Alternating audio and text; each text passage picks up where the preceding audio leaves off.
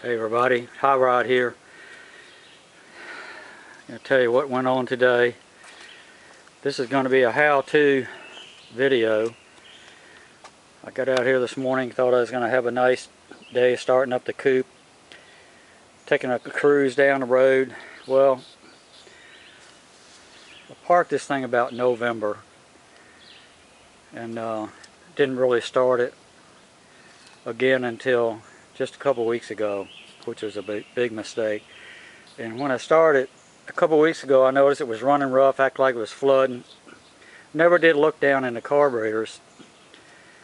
So started it today. Luckily I had these stacks on it, and there was right here on this tube, I could see from sitting inside, gas is just pouring out of there. So right away I turned it off. I said, well, it's either float adjustment or something stuck in the needle and seat. Well, I was in the ballpark. So after tearing this damn thing down about each carburetor about 3 or 4 times and adjusting the choke all the way down, blowing out the needle and seat, well, finally, this is something you guys have to remember, because with this shit gas you use now, here's what it does. This little needle and seat has an O-ring around it, and the one that was in this carburetor where it was the worst, I mean, it almost looked like a mouse had chewed on it, the way that ethanol gas had chewed on that rubber. And they're mashed real flat. And come to find out, after adjusting the float down as far as I could, I said, well, that can't be the problem. So finally, I pulled the needle and seat out of all of them and looked at the rubber O-rings, and sure enough, they're all damaged. And I don't care how much you adjust the float or whatever you do, it's not going to cure the problem. So I had to go over to a local speed shop, AED, in Richmond, and got, here's what they look like. Just these little O-rings, 20 cents a piece, and that's all it's going to take to fix this problem. And I'm going to spray them with my trusty Pam, which I use for so many things. And plus another tip a good friend of mine gave me, I mean, he's been racing for 40 years. When you want to set the float level, he said, of course, have a needle and seat in there and adjust it. Adjust that down to where the bottom of that float is even with the top of those 2 bolts right there, at the bottom of the float bowl when you put it on. And plus, probably what else it'll be is, I noticed that if you got, I'll just lay this down here for right now, because you got to make sure you get this accelerator pump lever under there.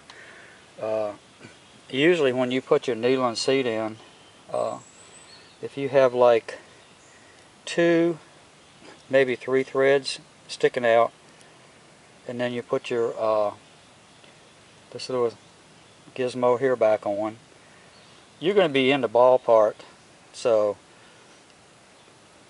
that's what I've been going through today, and here it is going on 4 o'clock. And what I did also was had carburetor cleaner and blew into all these air jets that you can see. These were 750 Holleys, and it's got the ProForm center unit, which they're like 830s now. Awesome carburetors. Blew through all the jets and the accelerator pump hole there, with blew through with air. And I know everything's real clean, the carburetors were real clean, but it's just that ethanol gas really chews up any rubber gaskets, whatever, O-rings in those carburetors, and especially if they sit like I let this sit. I think it would happen anyway, even though I just let it sit, but I just wanted to give you this tip, because I know in my younger days I had the same problem and didn't know what in the hell to do about it. And here it's just a simple thing like that. Big deal. 20 cents a piece for these little rubber gaskets that go on here. And that's going to cure it. And then I'm going to make a video of this badass rat rod going down the street, which is probably going to happen tomorrow.